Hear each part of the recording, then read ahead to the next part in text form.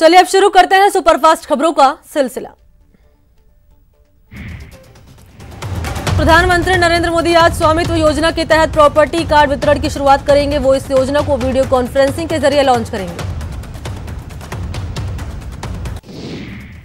इस योजना के लॉन्च के दौरान 1 लाख प्रॉपर्टी धारकों के मोबाइल पर लिंक भेजा जाएगा। इस योजना की शुरुआत करने के दौरान पीएम मोदी लाभार्थियों से बात भी करेंगे। पाकिस्तान अपनी नापाक हरकतों से बाज नहीं आ रहा। जम्मू कश्मीर के कई सेक्टरों में पाकिस्तान ने सीज फायर का उल्लंघन किया है। एलओसी और अंतर्राष्ट्रीय सीमा के पास बिना गोलीबारी की और मोर्टार के गोले दागे गए, जिसमें बीएसएफ के 2 जवान घायल हो गए। सीबीआई ने हाथरस केस की जांच शुरू की। मामले की सिफारिश योगी सरकार ने केंद्र को भेजी थी। बता दें कि 19 साल की दलित युवती से 14 सितंबर को 4 युवकों ने कथित रूप से गैंगरेप किया था। पीड़िता की 29 सितंबर को दिल्ली के सफदरगंज अस्पताल में इलाज के दौरान मौत हो गई थी। मोहन भागवत के बयान पर असदुद्दीन ओवैसी भड़के हुए हैं। हैदराबाद से सांसद ओवैसी ने कहा कि खुशी का पैमाना क्या है, यही ना कि भागवत नाम का एक शख्स हमें बताता रहता है कि हमें बहुसंख्यकों के प्रति कितना आभारी होना चाहिए। आरएसएस प्रमुख मोहन भागवत ने कहा था कि भारतीय मुसलमान दुनिया में सबसे ज्यादा संतुष्ट हैं। उन्होंने कहा कि जब भारतीयता की बात आती है तो सभी धर्मों के लोग एक साथ खड़े होते हैं। बिहार में आज बीजेपी के राष्ट्रीय अध्यक्ष जेपी नड्डा चुनावी सभा को संबोधित करेंगे। गया के गांधी मैदान में दोपहर 2 बजे चुनावी सभा का आयोजन किया गया है। गया के गांधी मैदान में जेपी नड्डा पार्टी कार्यकर्ताओं को संबोधित करेंगे। वहीं इसमें सीमित संख्या में पार्टी के पदाधिकारी और कार्यकर्ता शामिल होंगे। कल करौली में 47 घंटे बाद वैष्णव पुजारी का अंतिम संस्कार हुआ। सरकार पीड़ित परिवार को 10 लाख का मुआवजा देगी। साथ ही सरकार ने पक्के मकान के साथ सरकारी नौकरी देने का भी वादा किया।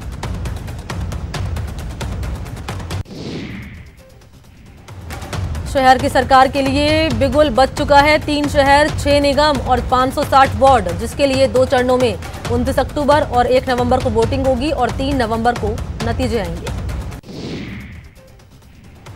वहीं कोचिंग सिटी में पहली बार 2 नगर निगम के चुनाव होंगे और इस चुनाव में 150 वार्ड पार्षद चुने जाएंगे। नगर निगम चुनाव का बिगुल बजते ही सरगर्मियां तेज हो गई हैं। कोटा में आज बीजेपी प्रदेश अध्यक्ष सतीश पूनिया ने पदाधिकारियों की बैठक ली और चुनाव तैयारियों की घोषणा की। तो वहीं कांग्रेस ने भी नगर निगम चुनाव को लेकर ताल ठोक दी है। चौथे और आखिरी चरण के साथ ही प्रदेश में पंचायत चुनाव का दंगल खत्म हो गया। आखिरी चरण में रिकॉर्ड 85% मतदान हुआ। 3 ग्राम पंचायत में 90% से ज्यादा वोटिंग ने नया रिकॉर्ड बनाया। बता दें कि प्रथम चरण में 83.50%, दूसरे चरण में 84.67% और तीसरे चरण में 83.69% मतदान हुआ था। चौथे चरण में सरपंच के पदों के लिए 4,629 और पंच पद के लिए 11,373 उम्मीदवार मैदान में थे। सीएम अशोक गहलोत ने सामाजिक न्याय एवं अधिकारिता विभाग की समीक्षा की। सीएम ने अफसरों से कहा कि कोरोना संकट और लॉकडाउन से उत्पन्न विषम आर्थिक हालातों में एसी, एससी, एसटी वित्त निगम की ऋण वितरण योजना जैसे नवाचारों से कमजोर वर्गों के छोटे उद्यमियों को बड़ी राहत मिल सकती है। सीएम ने अधिकारियों को निर्देश दिए कि छोटे छोटे काम धंधों के माध्यम से रोजगार के अवसर पैदा करने वाले एससी, एसटी के लोगों तक ऐसी योजनाओं का अधिकाधिक लाभ पहुंचाने के लिए विशेष प्रयास करें। सीएम ने खनन, निर्माण कार्य, मूर्तिकला और अत्यधिक प्रदूषण वाले कारखानों में काम करने वाले मजदूरों की सिलिकोसिस बीमारी से ग्रसित होने पर गंभीर चिंता व्यक्त की। गहलोत ने प्रदेश सरकार की कई सामाजिक सुरक्षा पेंशन योजनाओं का एकीकरण करने, सभी जिलों में वृद्ध आश्रम संचालित करने, भिखारियों के पुनर्वास योजना के तहत भिक्षावृत्ति के कारणों का अध्ययन करने, कई जन कल्याणकारी योजनाओं के लाभार्थियों तक पहुंच बढ़ाने के लिए नवाचारों को अपनाने जैसे महत्वपूर्ण सुझाव दिए। केंद्रीय मंत्री गजेंद्र सिंह शेखावत शनिवार को बीकानेर पहुंचे, जहां सर्किट हाउस में उनका बीजेपी कार्यकर्ताओं ने जोरदार स्वागत किया। इस अवसर पर उन्होंने प्रदेश सरकार पर जमकर हमला बोला। शेखावत ने कहा कि प्रदेश का कोई जिला ऐसा नहीं जहां बेटियों के साथ दुराचार नहीं हुआ हो, लेकिन प्रदेश के मुखिया हाथरस पर तो चिंता जताते हैं, लेकिन प्रदेश की बेटियों के साथ हुए घटनाओं पर कुछ नहीं बोलते। उन्होंने पुजारी हत्याकांड पर कहा कि किसी भी हत्या को उसके मुआवजे से नहीं तोलना चाहिए। केंद्रीय मंत्री ने कृषि कानून को लेकर कहा कि कुछ लोग सरकार को बदनाम करने के लिए भ्रम फैलाने का काम कर रहे हैं, लेकिन देश का किसान समझदार है। कांग्रेस ने बिहार विधानसभा चुनाव के लिए सीएम अशोक गहलोत और सचिन पायलट को स्टार प्रचारक बनाया। दोनों बिहार विधानसभा चुनाव में प्रचार करेंगे।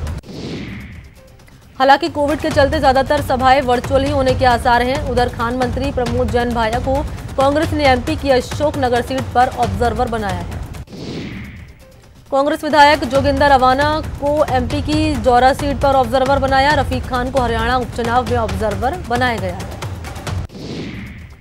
केंद्रीय कृषि कानूनों के खिलाफ कांग्रेस के अभियान में राहुल गांधी आ सकते हैं। हालांकि राहुल गांधी के दौरे का अभी कार्यक्रम नहीं बना, लेकिन सीएम अशोक गहलोत ने राहुल गांधी को राजस्थान आने का निमंत्रण दिया है। सीएम ने किसान सम्मेलन के दौरान मंच से इस बारे में घोषणा की। गहलोत ने राहुल गांधी से बात करके राजस्थान आने का निमंत्रण दिया। कुछ ही दिनों में राहुल गांधी के कार्यक्रम को लेकर स्थिति साफ होगी। स्वास्थ्य मंत्री डॉक्टर रघु शर्मा ने कहा कि पैलिएटिव केयर सेंटर असाध्य रोगों में कारगर साबित हो रहा है। डॉक्टर शर्मा ने आज अपनी आवाज से पैलिएटिव केयर डे के अवसर पर माई केयर माई कंफर्ट थीम के पोस्टर का विमोचन के दौरान ये बात कही। उन्होंने बताया कि देश में पैलिएटिव केयर अपेक्षाकृत नवीनतम चिकित्सा पद्धति है, जिसके जरिए असाध्य रोगों के मरीजों की देखभाल और इलाज किया जा सकता है।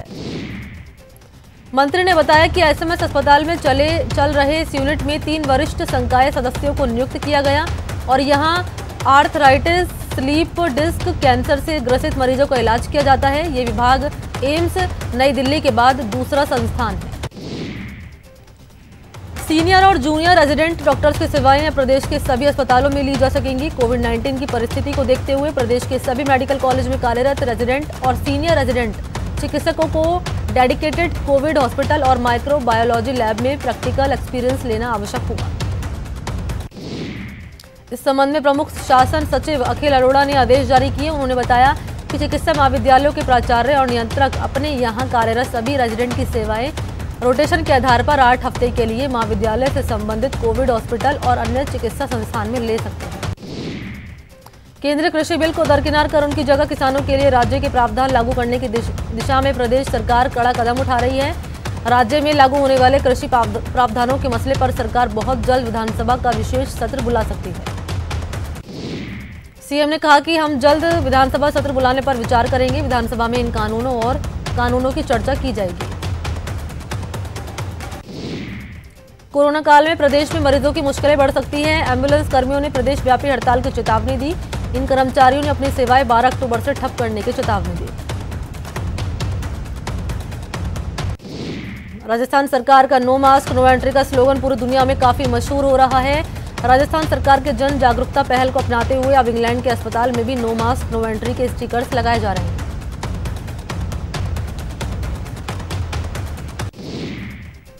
इस संबंध में वैक्सहम पार्क हॉस्पिटल में काम करने वाली लीड मिडवाइफरी सारा कॉक्सन ने पाली के मेडिकल कॉलेज के प्रिंसिपल डॉक्टर हरीश कुमार को ईमेल लिखा और राजस्थान सरकार द्वारा चलाए जा रहे no mask no entry slogan की प्रशंसा की।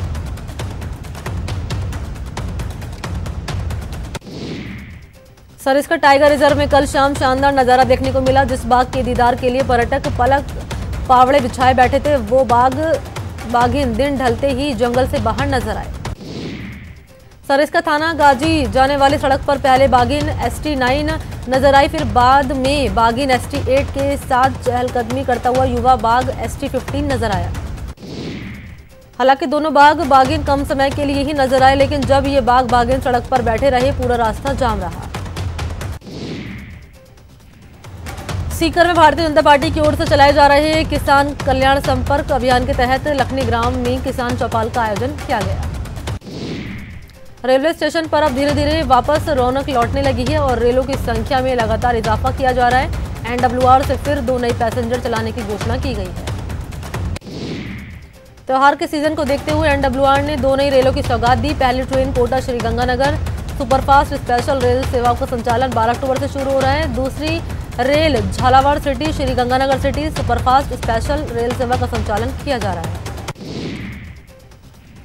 श्रीगंगानगर में आगामी त्योहारी सीजन को देखते हुए रेलवे मंत्रालय ने श्रीगंगानगर से 13 अक्टूबर मंगलवार से कोटा के लिए स्पेशल ट्रेन चलाने का फैसला किया। हफ्ते में 3 दिन वाया कैनाल लूप से ये ट्रेन झालावाड़ तक जाएगी। कोटा के तलवंडी इलाके में फाइनेंस मैनेजर के घर पर चोरों ने दबिश दी और जेवरात नकदी समेत करीब 1 लाख का माल लेकर फरार हो गए। बता दें कि श्रीराम फाइनेंस मैनेजर के तलवंडी में चोर ने घर की खिड़की तोड़कर अंदर घुसे और चोरी कर फरार हो गए। दौसा में नाबालिग से दुष्कर्म का कोशिश का मामला सामने आया है, जिसके बाद महुआ थाना में पीड़ित के परिजनों ने मुकदमा दर्ज कराया। पुलिस ने मामले की जांच शुरू की। दरअसल महुआ थाना क्षेत्र के एक गांव से 10 साल की बच्ची अपनी मां के साथ खेत पर जा रही थी। इसी दौरान बीच रास्ते में एक व्यक्ति मिला जिसने बच्ची के साथ दुष्कर्म की कोशिश की। सीकर में सेंट्रल बैंक ऑफ कैनरा में गुरुवार को 1.5 करोड़ की लूट की कोशिश नाकाम हुई। ये पूरी वारदात सीसीटीवी में कैद हो गई। सीसीटीवी में देखा जा सकता है कि किस तरह बैंक लूटने के लिए बदमाशों ने पिस्तौल की नोक पर बैंक कर्मचारियों को काबू में किया। इन बैंक कर्मियों को हाथ ऊपर करके जमीन पर लिटा दिया गया। इसके बाद बैंक कर्मचारियों को बंधक बनाने के बाद बदमाश ने लॉकर की चाबी ली। उसने बैंक में रखे 1 करोड़ रुपए से ज्यादा के कैश के साथ अपने बैग में गहने डाल लिए थे, लेकिन बैंक कर्मियों की सजगता से वो लूट में कामयाब नहीं हो पाए। झालावाड़ शहर में 17 साल की युवती ने फांसी का फंदा लगाकर खुदकुशी कर ली। बताया जाता है कि ये युवती किसी युवक से फोन कॉल से परेशान थी, जिसके चलते उसने ये आत्मघाती कदम उठाया है। पुलिस के मुताबिक मदारी खां तालाब बस्ती निवासी 17 साल की पूजा नाम की लड़की ने अपने घर में फांसी लगा ली। पुलिस की शुरुआती जांच में ये बात सामने आई है कि 8 अक्टूबर को युवती ने फोन पर बात की थी, जिसके बाद से ही वो डिप्रेशन में थी।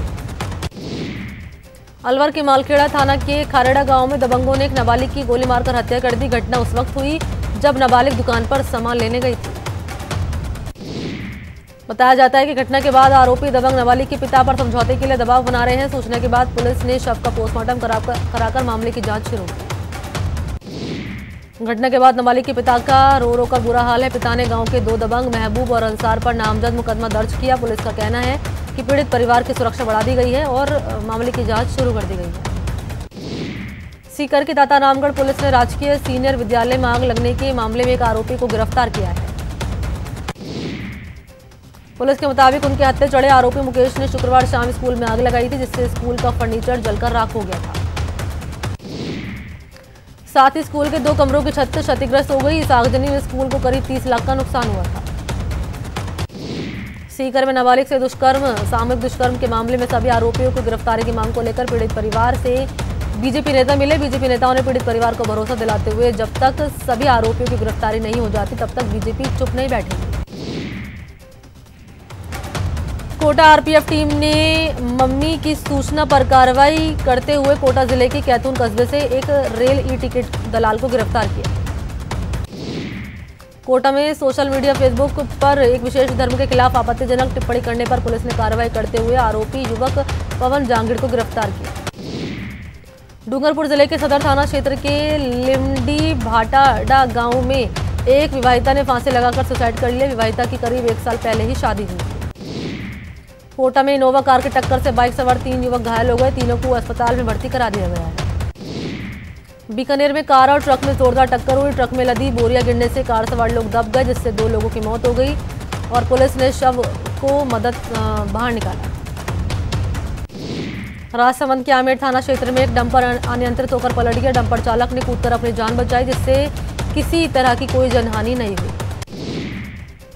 अलवर के गुती ग्राम में देर रात विद्युत लाइन फॉल्ट होकर गिर जाने से करीब 2000 मन कड़वी में आग लग जाने से राख हो गई। आग की सूचना लगते ही ग्रामीणों ने तत्काल रूप से आग पर काबू पाया, लेकिन बिजली के करंट के भय से करीब नहीं जा सके। इस दौरान ग्रामीणों के द्वारा विद्युत लाइनमैन को फोन किया, लेकिन लाइनमैन ने फोन नहीं उठाया, जिसकी वजह से आग ने विकराल रूप धारण कर लिया। यहां रुकते छोटे से ब्रेक के लिए, जल्द हाजिर होते हैं।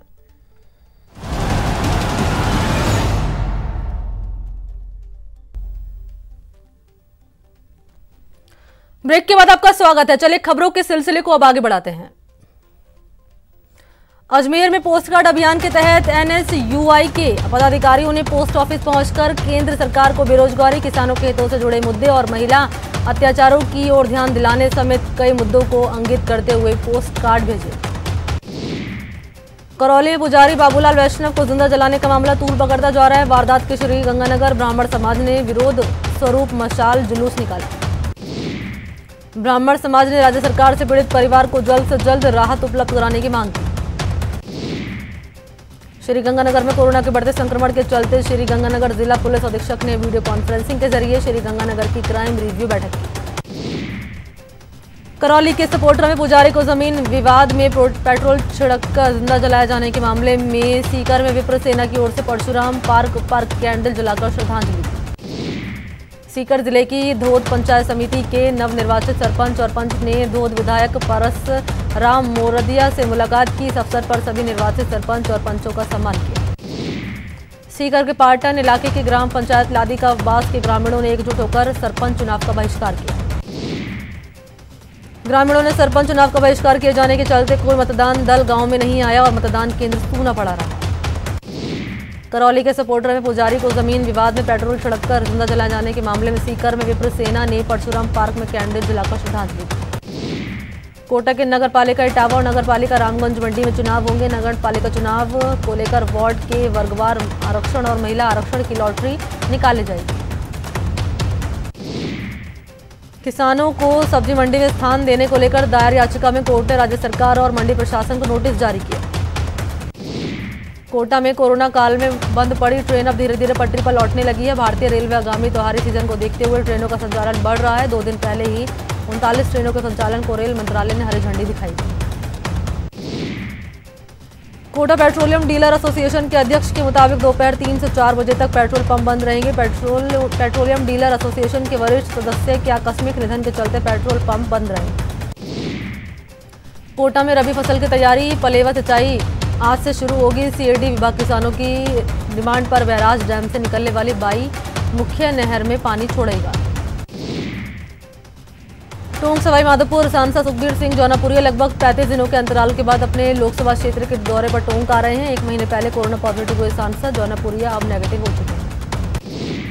राजस्थान हाईकोर्ट ने किसानों को सब्जी मंडी में स्थान देने को लेकर दायर याचिका मामले में सुनवाई की। मामले में कोर्ट ने प्रदेश सरकार और मंडी प्रशासन को नोटिस जारी किया।